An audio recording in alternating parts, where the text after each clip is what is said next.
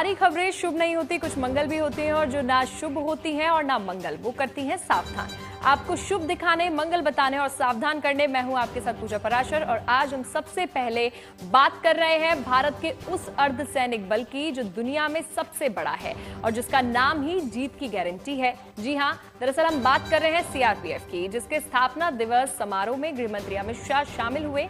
इस दौरान केंद्रीय रिजर्व पुलिस बल के जवानों ने अपनी ताकत और अपनी काबिलियत भी दिखाई। आज आपको दिखाएंगे कि सीआरपीएफ कैसे बड़े ऑपरेशन की प्लानिंग करती है और कैसे आतंकियों को ढेर किया जाता है। इसके बाद बात होगी Pakistan army chief general Munir की, जिन्होंने मौलाना वाली जुबान बोलनी शुरू कर दी है। मुनीर ने दास्ताने पाकिस्तान का जिक्र करते हुए टू नेशन थ्योरी को सही ठहराया, पाकिस्तान को हिंदू संस्कृति से अलग और ऊपर बताया और ये भी दावा कर दिया है कि वो बलोच लड़ाकों को हरा देंगे। और आज जनरल मुनीर ऐसे बेसिर पैर वाले बयानों का मतलब आपको समझाएंगे जो वो कह रहे हैं। आखिर में ढाका में पाकिस्तानी विदेश सचिव की मौजूदगी और वहां हुई मीटिंग पर भी बात होगी। अब शुरुआत करते हैं सीआरपीएफ के स्थापना दिवस समारोह से। दरअसल मध्य प्रदेश के नीमच में हुए इस समारोह में सीआरपीएफ का शौर्य और पराक्रम देखने को मिला। गृह मंत्री अमित शाह ने इस मौके पर जवानों की बहादुरी की तारीफ की, कहा कि अगर कहीं अशांति है और वहां केंद्रीय रिजर्व पुलिस बल के जवान मुस्तैद हैं तो तय है कि जीत उनकी ही होगी। देश के अलग अलग हिस्सों में और कठिन हालात हैं और उसमें सीआरपीएफ के जवान ऑपरेशन को अंजाम भी देते हैं। ये ऑपरेशन कैसे किए जाते हैं, चलिए अब आपको दिखाते हैं।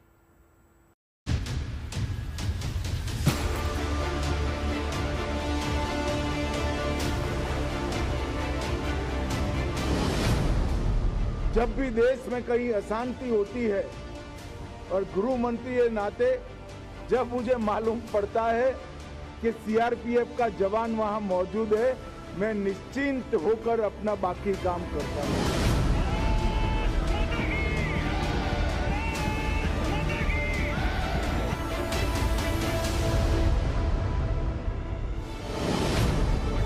कंधों से मिलते हैं कंधे, कदमों से कदम मिलते हैं। हम चलते हैं जब दिल दुश्मन के हिलते हैं,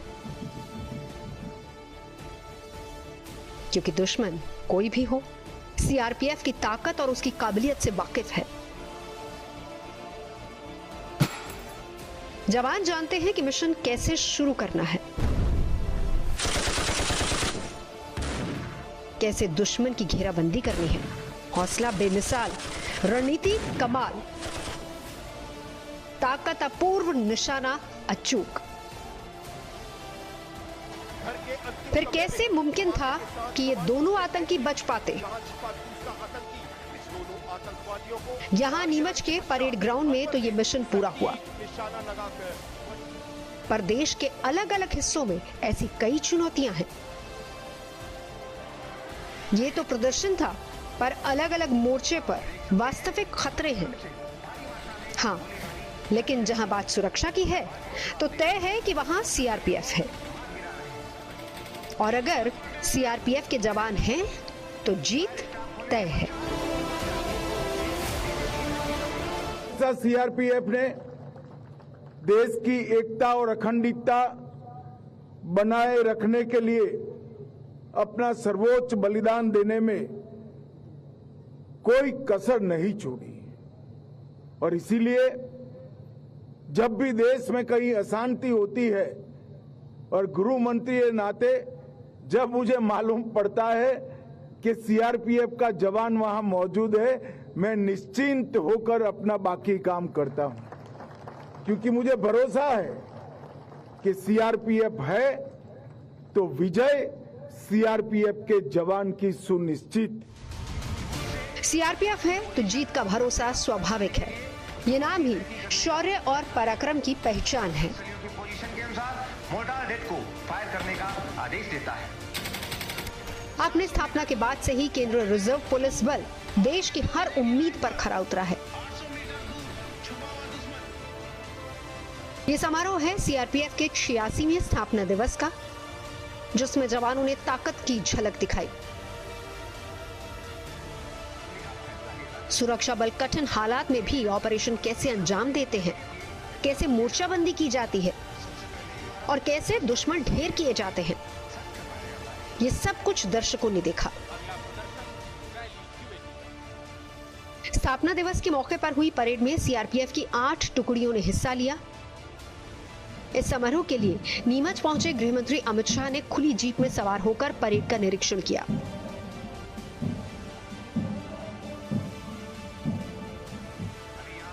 इस खास अवसर पर सीआरपीएफ की कोबरा, आरएएफ, वैली क्वाट और डॉग स्क्वाड जैसी यूनिट्स ने अपनी ताकत और हुनर का लोहा मनवाया। देखने वाले डॉग स्क्वाड का प्रदर्शन देखकर दंग रह गए। इन्हें कैसे ट्रेनिंग दी जाती है और ऑपरेशन के दौरान डॉग स्क्वाड कैसे मददगार साबित हो सकता है, इसका प्रदर्शन किया। सीआरपीएफ के जवान नक्सल प्रभावित इलाकों में दिन रात मिशन में जुटे रहते हैं। ये सीआरपीएफ का ही दम है कि छत्तीसगढ़ और दूसरे इलाकों में अब नक्सलवाद आखिरी सांसें गिन रहा है। स्थापना दिवस के मौके पर भी कोबरा कमांडोज ने नक्सलियों के खिलाफ ऑपरेशन का प्रदर्शन किया। सीआरपीएफ की स्थापना के बाद से देश के अलग अलग मोर्चों पर 2000 से ज्यादा जवानों ने शहादत दी है। नक्सलियों के खिलाफ ऑपरेशन में भी बड़ी तादाद में जवान शहीद हुए। गृह मंत्री ने शहीद स्थल पर वीर जवानों को श्रद्धांजलि दी। जवानों ने अपना सर्वोच्च बलिदान अलग अलग मोर्चे पर देश की सुरक्षा के लिए दिया है। मैं वो सभी को कृतज्ञ राष्ट्र की ओर से सैल्यूट कर यहां आया हूं और वो सभी 2264 शहीदों के परिवारजनों को मैं कहना चाहता हूं कि आज देश 2047 में सर्वोच्च बनने की दिशा में आगे बढ़ रहा है। उसमें आपके परिवारजनों के ये बलिदान का बहुत बड़ा योगदान है। स्थापना दिवस के मौके पर गृह मंत्री ने वीरता सम्मान भी दिए। सीआरपीएफ के पराक्रम और शौर्य की तारीफ भी की और एक बार फिर से दावा किया कि देश से नक्सलवाद का जड़ से सफाया कर देंगे। नक्सलवाद को समाप्त करने की दिशा में बहुत बड़ा योगदान दिया है और मैं आज आपको कहकर जाता हूं कि 31 मार्च 2026 इस देश में नक्सलवाद हमेशा के लिए समाप्त हो जाएगा। ये प्रण जो है वो आपके ही दम पर इस देश ने तय किया है। सीआरपीएफ के बगैर ये संभव नहीं है। सीआरपीएफ स्थापना दिवस हर साल 19 मार्च को मनाया जाता है। 1950 में इसी दिन तत्कालीन गृह मंत्री सरदार वल्लभ भाई पटेल ने सीआरपीएफ को ध्वज प्रदान किया था। जैसा कि हम सभी जानते हैं, 27 जुलाई 1939 को तत्कालीन ब्रिटिश शासनकाल में गठित क्राउन रिप्रेजेंटेटिव पुलिस को आज़ादी के पश्चात लौह पुरुष सरदार वल्लभ भाई पटेल ने इसके महत्व को ध्यान में रखते हुए 28 दिसंबर 1949 को नाम बदलकर केंद्रीय रिजर्व पुलिस बल रखा तथा 19 मार्च 1950 को इस बल को सरदार वल्लभ भाई पटेल द्वारा निशान प्रदान किया गया। मध्य प्रदेश का नीमच इसलिए खास है क्योंकि यहीं पर 27 जुलाई 1939 को ब्रिटिश शासनकाल में क्राउन रिप्रेजेंटेटिव पुलिस की स्थापना की गई थी, जिसे आजादी के बाद 28 दिसंबर 1949 को वल्लभ भाई पटेल ने सेंट्रल रिजर्व पुलिस फोर्स यानी कि सीआरपीएफ का नाम दिया था। Bureau report, good news today. और अब बात करते हैं Pakistan army chief general Munir की, जो पाकिस्तान आर्मी की दुर्दशा से इस कदर बौखला गए हैं कि अब मौलाना वाली जुबान बोलने लगे हैं। दरअसल विदेश में रहने वाले पाकिस्तानियों को संबोधित करते हुए मुनीर ने मजहबी सुर पकड़ लिया। पाकिस्तान को सांस्कृतिक तौर पर भारत से अलग बताते हुए 2 नेशन थ्योरी का जिक्र उन्होंने किया और ऐसे ऐसे दावे किए गए जिन्हें सुनकर सिर्फ हंसा जा सकता है। इसी दौरान जनरल मुनीर ने कश्मीर तो पाकिस्तान के लिए गले की नस जैसा भी अहम बताया। इस पर भारत ने कड़ा जवाब दिया है, कहा है कि पीओके भी खाली करना होगा।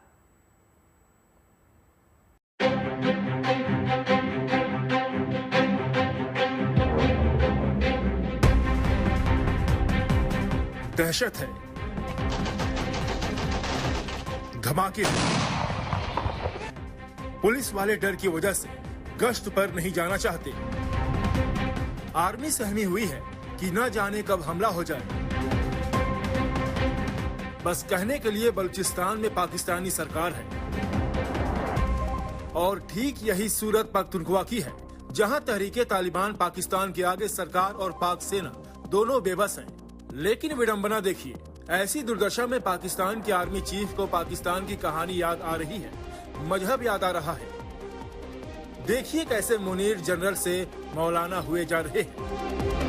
पाकिस्तान की कहानी अपने बच्चों को जो है आपने जरूर सुनानी है, ताकि वो पाकिस्तान की कहानी ना भूलें। Well, our forefathers they thought that we are different from the Hindus in every possible aspect of life. Our religion is different, our customs are different, our traditions are different, our thoughts are different, our ambitions are different. That was the foundation of the two nation theory that was laid there. That we are two nations, we are not one nation. Munir विदेशों में रहने वाले पाकिस्तानियों को संबोधित कर रहे थे। प्रधानमंत्री की मौजूदगी में प्रवासियों से मदद की गुहार लगा रहे थे। आर्मी चीफ की फरियाद लाजमी है, क्योंकि एक और धमाके हैं, दूसरी ओर पाकिस्तान के घरों में आए दिन फाके हैं। राजनीति अस्थिरता है, कंगाली है, पर पैसे नहीं तो क्या हुआ। बड़ी बड़ी बातें करने पर तो कोई पाबंदी नहीं। मजहब के बाद मुनीर को कश्मीर भी याद आया। फरमाया कि कश्मीर उनके लिए दिल और दिमाग को जोड़ने वाली वो नस है जिसे वो भुला नहीं सकते। Our stance, government stance on Kashmir is absolutely clear. It was our jugular vein. It is our jugular vein. We will not forget it, and we will not leave our Kashmiri brethren in their heroic struggle, what they are waging against the Indian occupation. And we have fought free war for Kashmir. जंग पर मुनीर ने आधी सच्चाई बयां की। पाकिस्तान ने भारत से 3 जंग लड़ी है, तीनों में उसे करारी शिकस्त मिली, पर इसका जिक्र मुनीर ने शायद शर्मिंदगी की वजह से नहीं किया। ये बात तो मुनीर भी जानते हैं और उनको सुनने वाले भी, कि कश्मीर में पाकिस्तान की दाल नहीं गलने वाली। असल में सोचना तो उसे बलूचिस्तान के बारे में है, जहां आजादी के लिए बलोच आर पार का मन बना चुके हैं। बलोच लड़ाकों के आगे पाकिस्तानी सेना हिम्मत हार चुकी है, पर जनरल मुनीर यहाँ भी शेखी बघारने से बाज नहीं आए। बलूचिस्तान जो है, जो कि पाकिस्तान की डेस्टिनी है, ठीक है, जो कि पाकिस्तान के माथे का झूमर है। तुम 1500 बंदे कहोगे कि जी हम इसको ले जाएंगे, तुम्हारी अगली 10 नस्लें भी नहीं लेके जा सकती। Inshallah, you will see that we will beat the hell of these terrorists very soon. Munir जो बयां कर रहे हैं उस पर किसी को एतबार नहीं होगा। बलूचिस्तान में आलम यह है कि इसके ज्यादातर इलाके पर बलोच लड़ाकों का कब्जा है। महरंग और सम्मी दीन बलोच जैसी निडर महिला नेताओं की वजह से सरकार कांप रही है। दहशत ऐसी है कि बसों और ट्रेनों की रात में आवाजाही बंद है। ग्वादर में प्रोजेक्ट की सुरक्षा के लिए चीनी सुरक्षा कंपनियां तैनात हैं और खैबर पख्तूनख्वा में लड़ाकों ने आर्मी की नाक में दम कर रखा है। और मुनीर है कि दावा कर रहे हैं सेना झुक नहीं सकती। You think terrorists, they can take away the destiny of the country from us? If this great Pakistani nation and the Pakistani armed forces, if 1.3 million Indian army with all their wherewithal, if they cannot intimidate us and they cannot coerce us, these terrorists can subdue the armed forces of Pakistan. सवाल है कि सच्चाई समझते हुए Pakistani army chief ने जो बड़े बड़े दावे किए हैं, उसकी वजह क्या है? क्या मुनीर को बलूचिस्तान के हाथ से निकलने का डर सता रहा है? क्या इस्लाम की दुहाई देकर वो पाकिस्तान को बचाना चाहते हैं, जो इस वक्त बिखराव की कगार पर खड़ा है? दास्ताने पाकिस्तान सुनाकर मुनीर मुल्क को शायद धार्मिक तौर पर चार्ज करना चाहते हैं। 2 नेशन थ्योरी और कश्मीर का जिक्र भी इसलिए किया गया, पर भारत ने तुरंत ही उनको सच्चाई याद दिला दी। How can anything foreign be in there in a jugular vein? This is a union territory of India. Its only relationship with Pakistan is the vacation of illegally occupied territories by that country. एक दौर था जब कहते थे कि पाकिस्तान अल्लाह army और America से चलता है। वक्त बदला, अमेरिका ने साथ छोड़ दिया और अब आर्मी की साख भी नहीं रही। ऐसे वक्त में पाकिस्तान को बचाए रखने के लिए मुनीर ने फिर मजहब का दांव चला है। हाँ, पर टू नेशन की थ्योरी पूर्वी पाकिस्तान ने नहीं मानी थी और शायद अब बलूचिस्तान भी ये दलील नहीं सुनेगा। Bureau report, good news today. Asim Munir की टू नेशन थ्योरी और हिंदुओं से अलग पहचान होने की बाद याद दिलाने की टाइमिंग गजब है। दरअसल इस वक्त ढाका में पाकिस्तान की विदेश सचिव अमना बलोच मौजूद हैं और पाकिस्तान को ये मौका 15 साल बाद मिला है। ऐसे में मुनीर का बयान दक्षिण एशिया में बनते बिगड़ते कूटनीतिक रिश्तों के लिहाज से महत्वपूर्ण भी है। शेख हसीना के तख्ता पलट के बाद बांग्लादेश में इस्लामिक कट्टरपंथ बढ़ रहा है और बांग्लादेश ने भारत विरोध तेवर अपना रखे हैं। जानकार मान रहे हैं कि बांग्लादेश के साथ अपनी बॉन्डिंग मजबूत करने के लिए मुनीर ने मजहब का दाव चला है। मुनीर का बयान बांग्लादेश के कट्टरपंथी तत्वों को लुभाने और भारत विरोधी भावनाओं को भड़काने की कोशिश हो सकती है। हालांकि 1971 में टू नेशन थ्योरी को खारिज करते हुए बांग्लादेश का जन्म हुआ था, जब वहां शेख हसीना की सरकार थी। भारत के साथ बांग्लादेश के रिश्ते बेहद मजबूत थे, पर अब यूनुस की अगुवाई वाली सरकार का झुकाव पाकिस्तान की तरफ है। इसलिए मुनीर भी टू नेशन थ्योरी समझा रहे हैं। भारत मुनीर के बयान और बांग्लादेश में हो रही बैठक को लेकर सतर्क हो गया है। ऐसे में आपको बता दें कि पाकिस्तान की विदेश सचिव अमना बलोच ने आज बांग्लादेश में अहम बैठक की है।